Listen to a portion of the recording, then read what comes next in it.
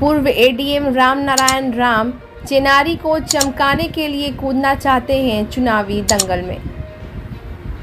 जैसे जैसे विधानसभा चुनाव का समय नज़दीक आ रहा है, वैसे वैसे प्रत्याशियों की कतारें लंबी होती जा रही है। उनमें से ही एक चेनारी विधानसभा क्षेत्र से सेवानिवृत्त अपर समाहर्ता रामनारायण राम कांग्रेस के टिकट पर चुनावी दंगल में कूदने का मंशा बना रखे हैं। श्री राम का कहना है कि मैं छात्र जीवन से ही अपने अभिभावक के साथ कांग्रेस का झंडा उठाते हुए इसकी आवाज़ बनने की कोशिश करता रहा हूं। जब जब और जहां भी हमारी पोस्टिंग होती गई, मैं सरकारी कार्यों के साथ साथ कांग्रेस की आवाज़ को भी बुलंद करता रहा। हमारे पिताजी स्वर्गीय बसंत राम हमेशा राजनीति क्षेत्र के भीष्म पितामह कहे जाने वाले पूर्व उप प्रधानमंत्री बाबू जगजीवन राम के साथ रहकर कांग्रेस के लिए कार्य करते हुए हमेशा कांग्रेसी झंडा को ऊंचा करने का काम किया। अपने अभिभावक के नक्श व कदम पर चलते हुए मैं भी सेवानिवृत्त होने के बाद कांग्रेस के लिए तन मन धन से कार्य कर रहा हूँ। ब्यूरो रिपोर्ट, बिहार दर्शन। जी नमस्ते, बिहार दर्शन से असलम परवेज। मैं आके ऐसे लोगों से रूबरू करा रहा हूँ जिनका नाम ही राम नारायण राम है। आप जान रहे हैं कि ये एडीएम के पद से रिटायर किए हैं, सेवानिवृत्त हुए हैं। एक शिक्षित और एक पढ़े लिखे इंसान का नाम है राम नारायण राम। जाहिर चीज़ है कि ये कांग्रेस की राजनीति में है। आप देख भी रहे हैं कि पीछे भी आप देख रहे हैं कि राहुल जी, जगजीवन राम, राष्ट्रीय अध्यक्ष सोनिया जी, यानी सारे लोग, सबसे बड़ी चीज़ है अम्बेडकर जी, मीरा जी, सारे लोग ये इनके पीछे यहाँ पे बैनर में हैं।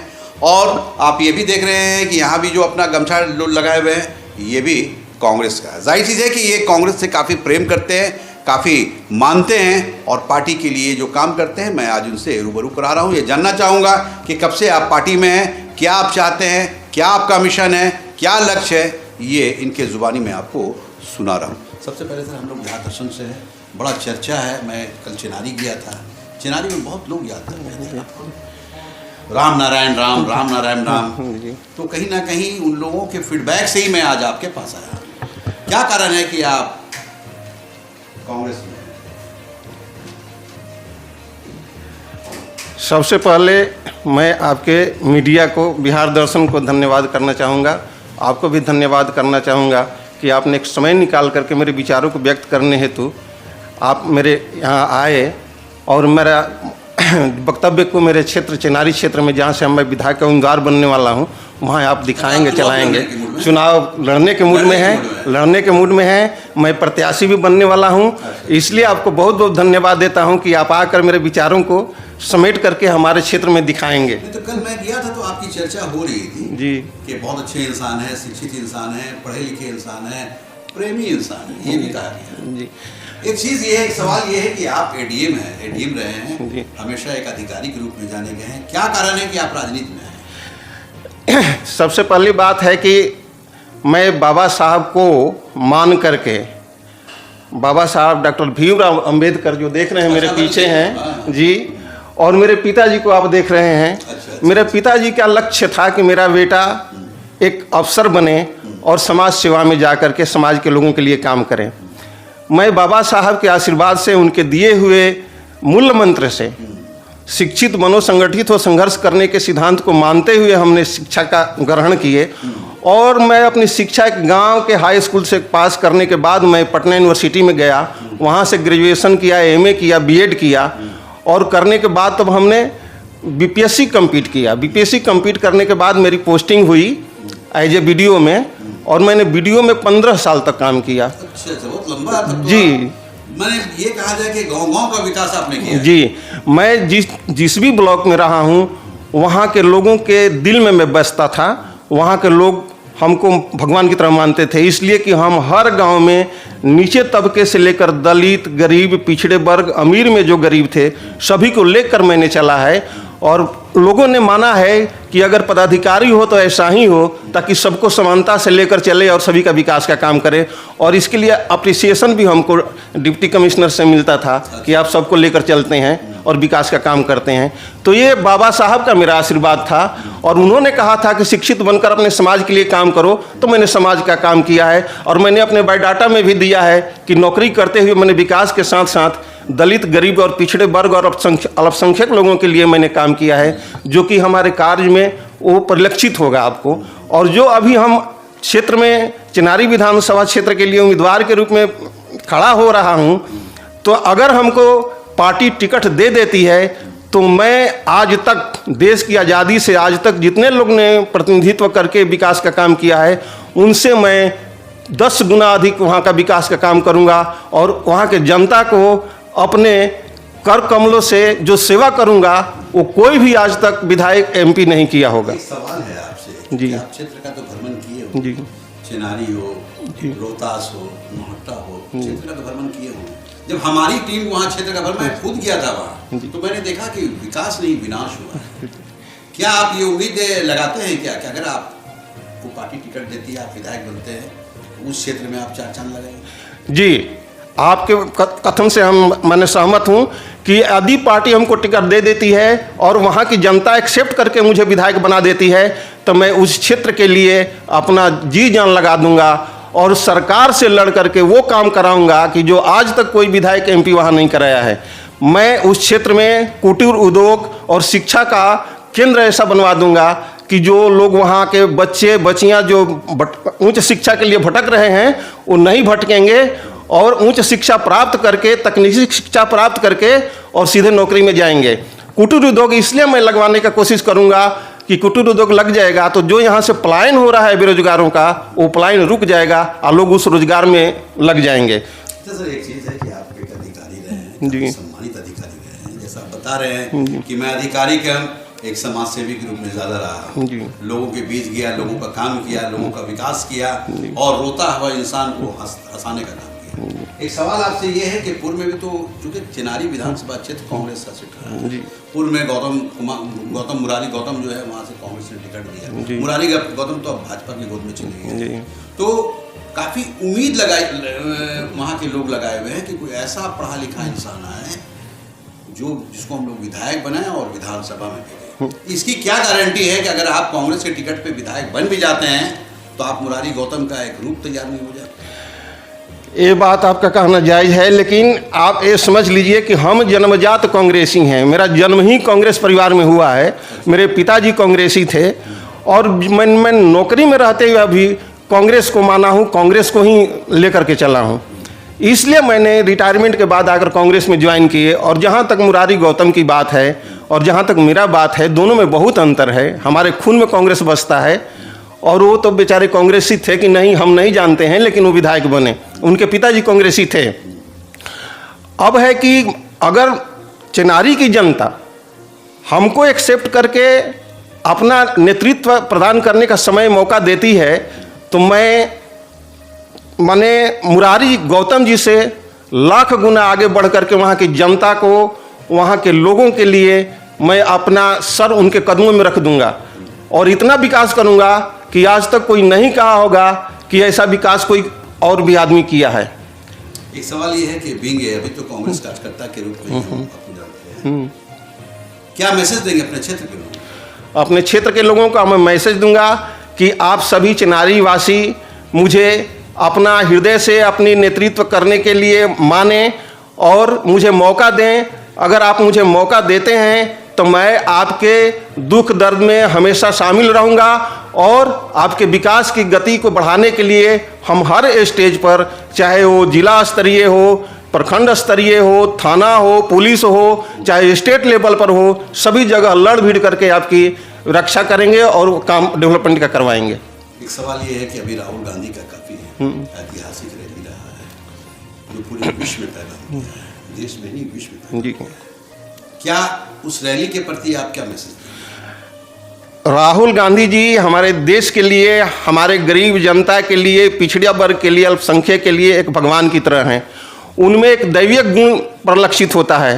वो गरीबों के हित की रक्षा के लिए वो आज कदम कदम चल रहे हैं, वो संविधान की रक्षा के लिए चल रहे हैं। वो ये बता रहे हैं कि अगर संविधान नहीं रहेगा तो यहाँ के गरीब गुरबा अल्पसंख्यक पिछड़ी जाति नहीं रहेगी, उनका कोई अधिकार नहीं रहेगा और वो एक अपने ही देश में रिफ्यूजी हो जाएंगे। उनके अधिकार के लिए आज राहुल गांधी जी सड़कों पर चल रहे हैं, लोगों से मिल रहे हैं और आपके केंद्र में जो सरकार खड़ी है उसके खिलाफ लड़ भी रहे हैं। पूरा विश्व आज देख रहा है कि आदरणीय राहुल गांधी जी उस देश का सही नेतृत्व करने वाला आदमी है। अगर किसी दिन ये प्रधानमंत्री बन गए तो भारत सोने की चिड़िया बन जाएगी और सभी लोग यहाँ राहुल गांधी जी के नेतृत्व में खुश रहेंगे। जो दलित हैं, अल्पसंख्यक हैं, पिछड़ी हैं, चाहे अमीरों में जो गरीब आदमी हैं, वो सभी लोग सुखी हो जाएंगे।